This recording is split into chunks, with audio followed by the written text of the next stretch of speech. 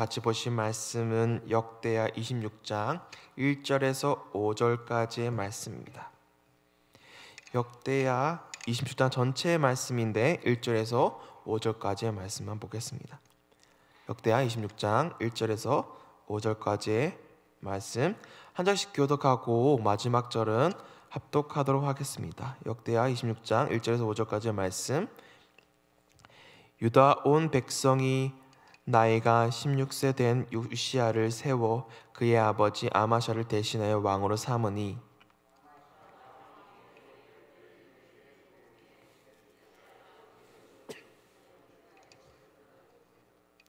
우시야가 왕위에 오를 때의 나이가 16세라 예루살렘에서 52년간 다스리니라. 그의 어머니의 이름은 요골리하여 예루살렘 사람이더라.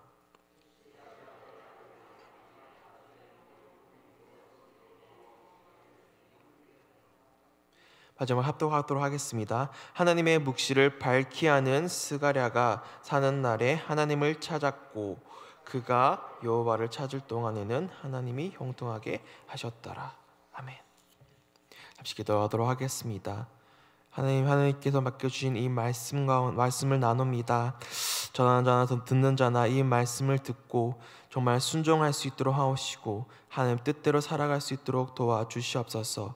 정말 하나님의 말씀에 귀 기울이며 나아갑니다. 이 시간 성령께서 함께 하시고 하나님을 바라볼 수 있는 시간이 될 수 있도록 도와주시옵소서. 하나님 붙듭니다. 하나님의 음성을 듣길 원합니다. 하나님의 말씀을 들으면서 정말 오늘 하루 정말 하나님의 뜻대로 살아갈 수 있는 우리가 될 수 있도록 도와주시옵소서. 감사합니다. 예수 이름으로 기도드립니다. 아마샤 왕의 뒤를 이어 왕이 된 우시야를 오늘 본문을 통해서 보게 됩니다.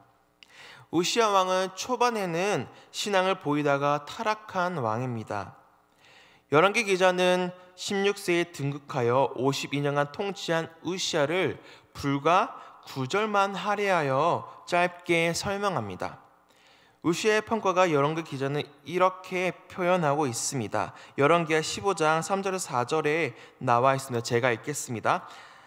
아사랴가 그의 아버지 아마샤의 모든 행위대로 여호와 보시기에 정직히 행하였으나 오직 산당은 제거하지 아니하였으므로 백성이 여전히 그 산당에서 제사를 드리며 분향하였고 우시야를 아사랴라고도 부르기도 했습니다. 이렇게 우시야 왕을 긍정적으로 묘사하다가 5절에 이렇게 표현합니다. 여호와께서 왕을 치셨으므로 그는 죽는 날까지 나병 환자가 되어 별궁에 거하고 왕자 요담이 왕궁을 다스리며 그 땅의 백성을 치리하였더라. 열왕기 기자는 나병 환자가 되었다는 것이 전부인데 반해 역대기 기자는 나병이 불순종의 직접적인 결과임을 설명하고 있습니다. 전반부에 신앙을 보인 왕이 마치 무엇인가 잊어버린 것처럼 행동을 합니다. 왕이 무엇을 잊어버렸는지 오늘 말씀을 통해 보기를 소망합니다. 우시야 왕은 초반에 신앙을 보인 왕으로 묘사합니다. 우시야가 우선 엘롯을 건축하여 유다에 돌렸다고 합니다. 엘롯은 솔로몬과 여호사밧이 에돔 땅의 바닷가에 배를 띄우기 위해 만든 항구입니다. 우시야 왕과 북이스라엘 왕 여로보암 2세의 통치 아래서 이스라엘과 유다는 짧은 기간 동안 다윗과 솔로몬 시대의 영토를 회복하고 오랜만에 번영을 누리게 된 것입니다. 우시야의 통치 아래 솔로몬 이후 두 번째 황금기를 누리게 된 것입니다. 우시야 왕이 이렇게 번영을 누릴 수 있었던 것은 무엇 때문입니까? 그가 여호와 보시기에 정직하게 행했기 때문입니다. 그리고 결정적인 것은 하나님이 우시야 왕을 형통하게 하셨다는 것입니다. 역대하 26장 4절에서 7절까지의 말씀, 역대하 46장 4절에서 7절까지의 말씀 합독하도록 하겠습니다. 우시야가 그의 아버지 아마샤의 모든 행위대로 여호와 보시기에 정직하게 행하며 하나님의 묵시를 밝히 하는 스가랴가 사는 날에 하나님을 찾았고 그가 여호와를 찾을 동안에는 하나님이 형통하게 하셨더라. 우시아가 나가서 블레셋 사람들과 싸우고 가드 성벽과 야브네 성벽과 아스도 성벽을 헐고 아스도 땅과 블레셋 사람들 가운데에 성읍들을 건축하매 하나님이 그를 도우사 블레셋 사람들과 그르발에 거주하는 아라비아 사람들과 마온 사람들을 치게 하신지라. 우시아 왕이 한 것은 하나님을 찾았다는 것입니다. 여호와를 찾을 동안에는 하나님이 그를 형통하게 하셨습니다. 5절에 찾다라는 단어가 2번이나 반복하며 등장합니다. 하나님을 구한 것입니다. 이로 인해 하나님이 우시아 왕국을 형통하게 하셨습니다. 여호와 보시기에 정직하게 행한 왕 우시아와 하나님께서 함께 하시니까 그의 삶은 형통할 수밖에 없는 것이죠. 그리고 우시아 왕은 묵시를 밝히 아는 스가랴 선지자를 가까이 하였습니다.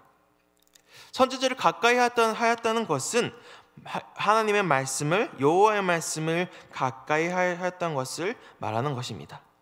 하나님이 이런 우시아에게 정복 사업에도 성공하게 해주셨습니다.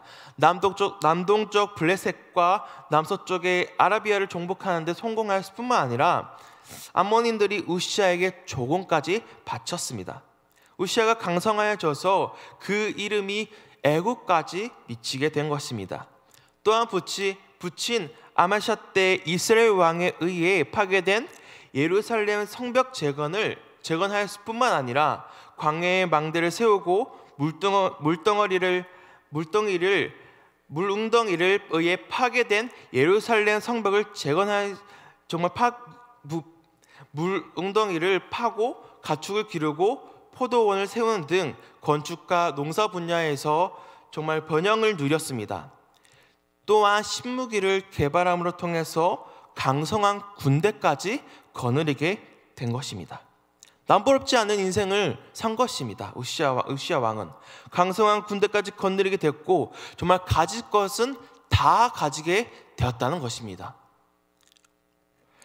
정말 이 모든 것이 우시아는 하나님이 도우셨다는 것을 기억했어야 합니다. 모든 것이 하나님이 도우심으로 가능했던 것이죠. 왜냐하면 이 모든 것이 하나님의 소유이기 때문입니다. 우시아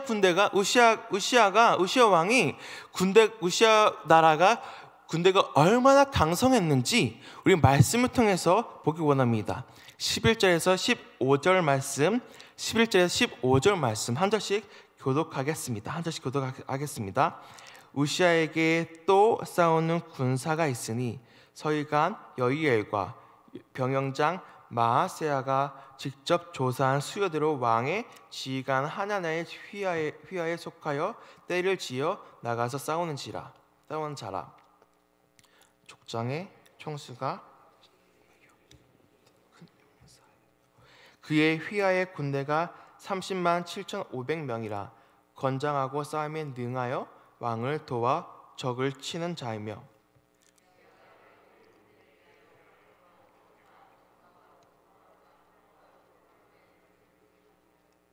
또 예루살렘에서 제주 있는 사람들에게 무기를 고안하게 하여 망대의 성곽 위에 두어 화살과 큰 돌을 쏘고 던지게 하였으니 그의 이름이 멀리 퍼짐은 기이한 도우심을 얻어 강성하여 짐이었더라. 아멘. 이 모든 것이 하나님의 기이한 도우심을 주셨기 때문입니다.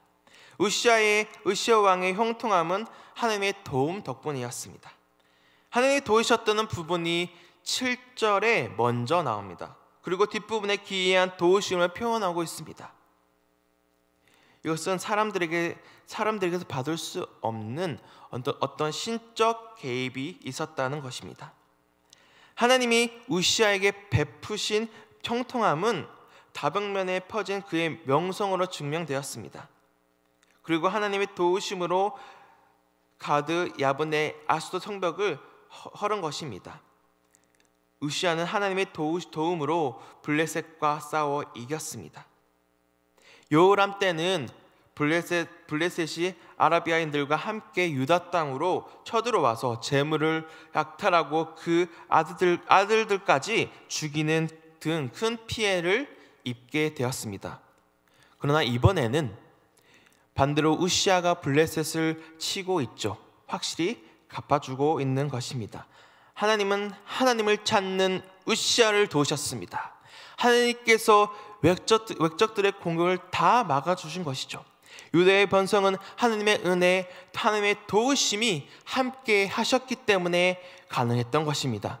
하나님께서 돕지 않으셨다면, 하나님께서 함께 하지 않으셨다면, 하나님의 은혜가 없었다면 아무리 우시아가 하나님을 찾아도 그 일은 불가능한 일이었죠. 하나님께서 그 일을 허락하셨기 때문입니다. 하나님께서 그 은혜를 주셨기 때문에 그 일이 가능했던 것입니다. 나라가 강성해지니까 우시아는 어떻게 합니까? 하나님을 잊은 왕이 되었습니다. 하나님을 배반하고 하나님을 잊어버렸습니다. 그가 한 악이 무엇인지 말씀에 나와 있습니다. 우리 후반부에 16절에서 19절 말씀, 26장 16절 29절 말씀, 16절에서 19절까지의 말씀 우리 한 절씩 교독하겠습니다. 그가 강성하였음에 그의 마음이 교만하여 악을 행하여 그의 하나님 여호와께서 범죄하되 곧 여호와의 성전에 들어가서 향단에 분향하려 한지라.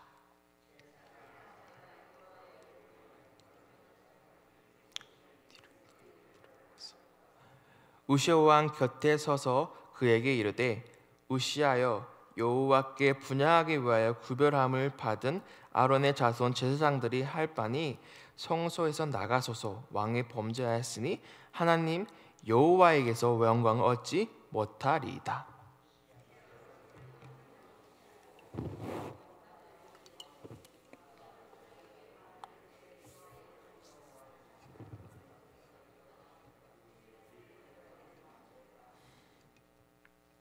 우시아는 분명 묵시를 밝히는 스가랴 선지자를 가까이 하였었습니다.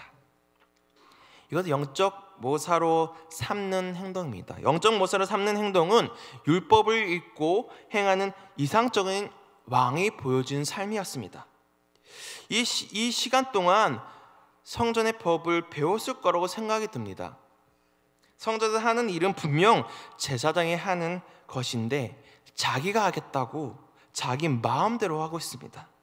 그가 그렇게 한 이유는 16절에 분명히 밝히 말하고 있습니다. 그가 강성하여짐에 그의 마음이 교만하여. 우시아는 앞에 두 왕인 요아스와 아마시아 왕과 마찬가지로 통치 후반부에 가서 배도의 모습을 보입니다. 분명 우시아의 명성과 이 강성함은 하나님의 기이한 도우심 때문이었습니다. 그럼에도 불구하고 이 우시아는 강성해지면서 마음이 교만해졌다고, 그리고 악을 행하였다고 말하고 있습니다. 마치 무언가 변해버린 사람처럼 이렇게 변해버린 것입니다. 이 우시아 왕이 하나님의 기이한 도우심을 깨닫지 못하고 교만해진 우시아의 이 어리석음을 그대로 드러내고 있습니다. 그는 결국 이마에 나병이 생겼습니다. 이것은 하나님이 하나님이 치신 것이라고 성경은 말하고 있습니다. 여호와께서 치신 것이라고 말하고 있습니다. 나병이 나서 성전에서도 쫓겨났습니다. 그렇게 그는 쓸쓸히 죽음을 맞이하게 되었습니다. 16절에 그의 마음이 교만하여 악을 행하여를 지역하면 스스로 멸망에 이를 만큼 그의 마음이 커져서라고 지적이 됩니다. 우시아가 한 행동은 하나님의 거룩하심과 영광을 함부로 훼손하는 일이었습니다. 함부로 침범하는 행위였습니다. 성전에서 아주 조그만 일도 하나님의 정하신 대로 해야 하는 것입니다. 우시아가 잊어서도 안 됐던 것, 모든 것이 하나님의 소유임을 알았어야 합니다. 잊어서는 안 됐습니다. 우시아가 한 악은 하나님의 거룩하심을 침범한 행위였습니다. 강성해지니까 그의 마음이 교만해졌습니다. 그 어떤 사람도 자신보다 아래로 생각됐을 것입니다.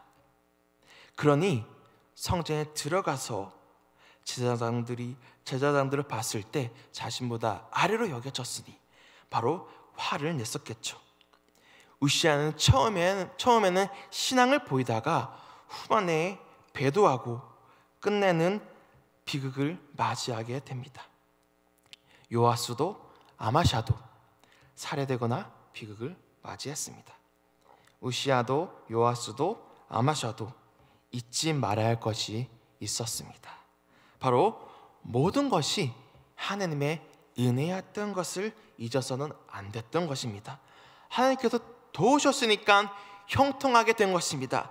전쟁에서도 이기고 군대가 강성해진 것은 어느 하나도 우시아 왕 자기가 잘해서 한 것은 단 하나도 없었습니다. 교만은 죄와 패망으로 가는 지름길입니다.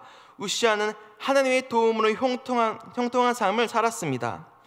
군사 활동도 방비상업을 비롯하여 건축, 농업, 목축업 등 다방면에서 그의 명성과 영향력을 떨쳤습니다.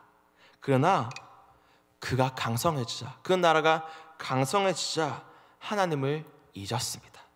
강성해지자 교만한 마음이 높아져 하나님께 죄를 범했습니다.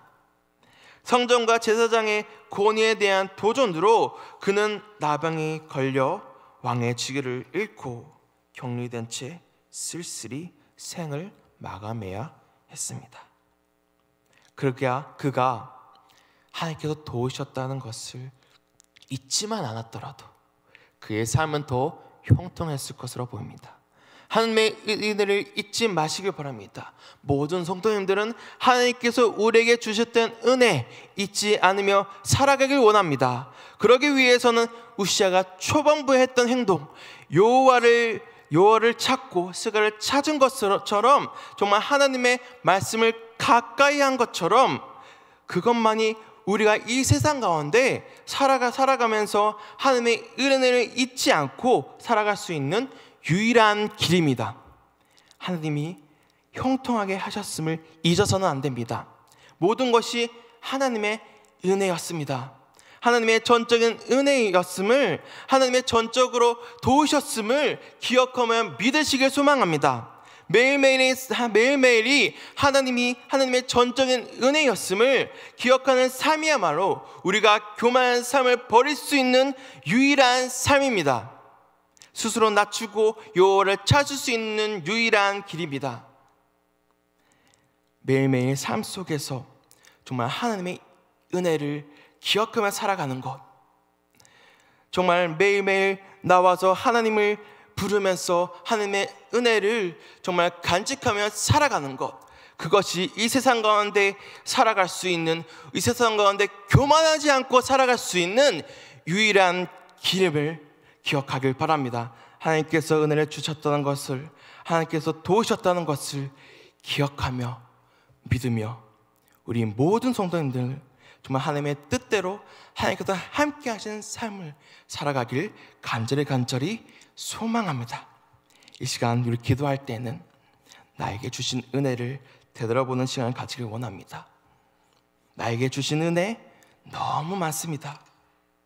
하나님이 이렇게도 나에게 많은 은혜를 주셨는데 은혜에 감사하기는커녕 매일매일 삶을 불평하며 살아갔던 삶, 정말 매일매일 삶 속에서 하나님의 뜻대로 살아가지 못하는 삶, 그것은 우리가 매일매일 삶에서 하나님의 은혜를 어쩌면 잊어버렸을 수도 있습니다.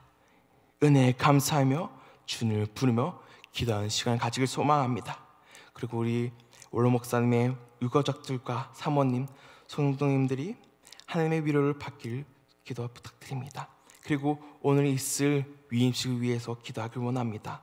위임식이 하나님의 영광이 드러나는 예배가 되어달라고 기도하길 소망합니다. 오산제일교회가 하나님의 사역을 잘 감당하는 교회가 되게 해달라고 기도하길 원합니다. 하나님의 은혜를 기억하며 오늘도 잊지 않고 매일매일 삶을 잊지 않으며 살아갈 수 있는 삶을 살아가게 해달라고 하나님을 부르짖으며 기도하길 원합니다. 기도하겠습니다. 하나님 아버지, 하나님께서 주신 은혜